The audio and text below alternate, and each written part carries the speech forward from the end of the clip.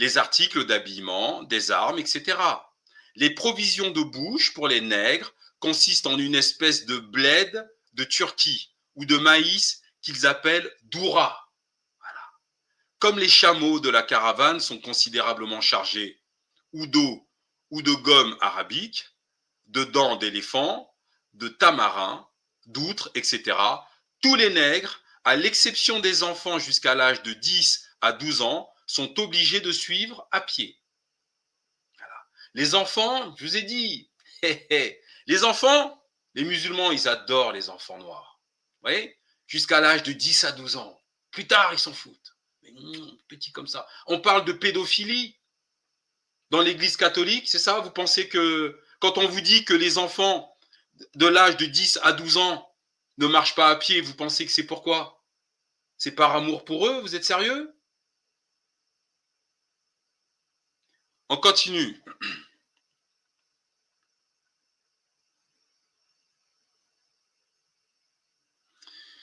Si au moment du départ de la caravane, les guélabis ne prennent pas de grandes précautions. Oui, allô? Non, tu attends qu'on te donne la parole, s'il te plaît. Donc, il faut couper vos micros. Okay,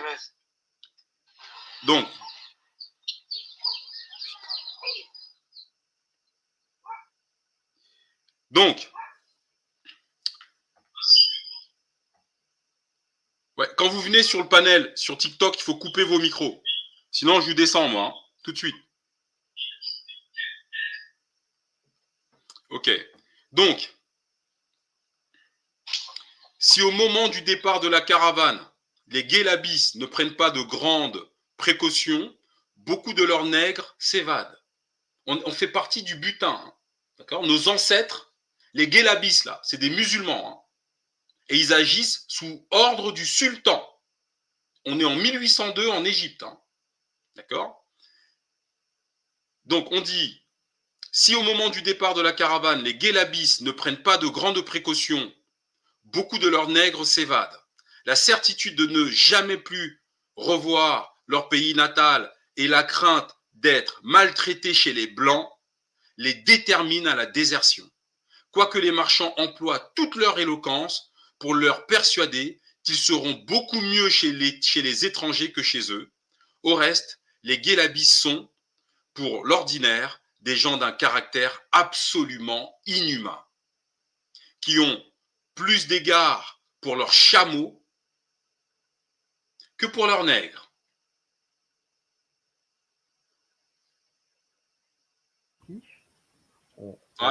On va juste, si tu le veux bien, on peut faire un petit détour pour voir la définition des guélabis.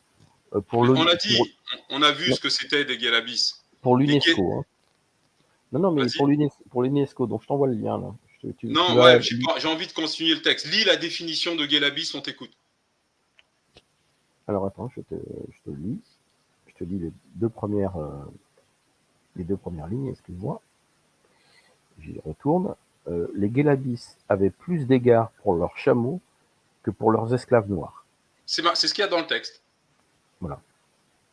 C'est-à-dire qu'en fait, nos ancêtres avaient moins de valeur aux yeux des musulmans que leurs propres chameaux. L'UNESCO le confirme et le texte nous l'enseigne.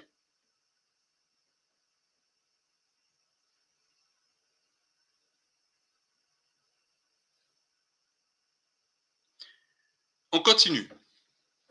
Les guélabis sont pour l'ordinaire des gens d'un caractère absolument inhumain qui ont plus d'égard pour leurs chameaux que pour leurs nègres. Car si en chemin, ceux-ci ne les suivent pas de près, on leur fait accélérer le pas au moyen d'un fouet. Ou corbatch. Ceux qui veulent faire plus commodément la traversée du désert qui sépare l'Égypte du Soudan se procurent des ânes, qui est la meilleure monture, et un parasol de toile cirée. La caravane se met constamment en marche à la pointe du jour et ne s'arrête que vers le soir. Alors les uns allument le feu, les autres broient sur une pierre concave qui fait partie des ustensiles de cuisine une portion de doura que l'on fait ensuite cuire en forme de bouillie avec une très petite quantité de viande de vache salée, sèche. Le déjeuner consiste également dans une bouillie de doura, mais sans viande. On économise singulièrement l'eau. Après, j'arrive pas à lire. Les malheureux nègres ne reçoivent qu'une seule fois à boire dans la journée. Souvent, fétiche. Alors, souvent, les malheureux nègres ne reçoivent qu'une seule fois à boire dans la journée, d'où il résulte qu'il en périt plus de soif que de fatigue. Cette mesure d'économiser l'eau, qui en soi-même est si cruelle, est dictée par deux puissantes circonstances. La première, c'est que l'on ne rencontre dans une traversée de 36 à 40 jours que 3 à 4 fois de l'eau, c'est-à-dire tous les 10 ou 12 jours. La seconde, c'est qu'il périt souvent un grand nombre de chameaux destinés à porter l'eau. Malgré toutes ces circonstances, malgré tous ces inconvénients, il est cependant bien prouvé que le nombre des nègres qui périt dans cette fatigante traversée est infiniment plus petit que celui qui a lieu dans la traite des nègres, qui se fait sur les côtes de la Guinée. Bonsoir, Cam Imperial.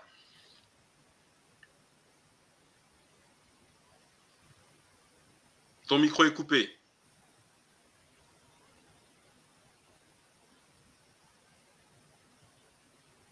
Ok, bonsoir. Alors, Kalba Las Casa. Oui, bonsoir. Salut, monsieur Fétiche. À tous les gens, parce que je suis haïtien, je ne peux pas prononcer les noms africains, parce que et puis, je peux prononcer Impérial, Camille, Yémen, Gare, à tous les autres gens qui sont avec nous ce soir. Mon désir, c'est bien écouter cette histoire, parce que je suis haïtien. C'est-à-dire que je fais partie quand même, dans l'ancien temps, du commerce triangulaire des esclaves de l'Afrique à l'Europe et en Amérique. C'est pour cela je demande la question, est-ce pourquoi les Noirs, surtout de nos jours, jusqu'à présent, les Blancs comprennent que les Noirs, ce sont des hobos, peut-être c'est une race inférieure qui doit avoir un commandeur à d'autres nations supérieures. Jusqu'à présent, c'est ce qui se passe dans mon pays.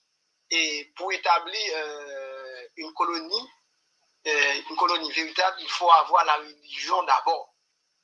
Mais la religion, je pense que la religion a été inventée contre les nègres.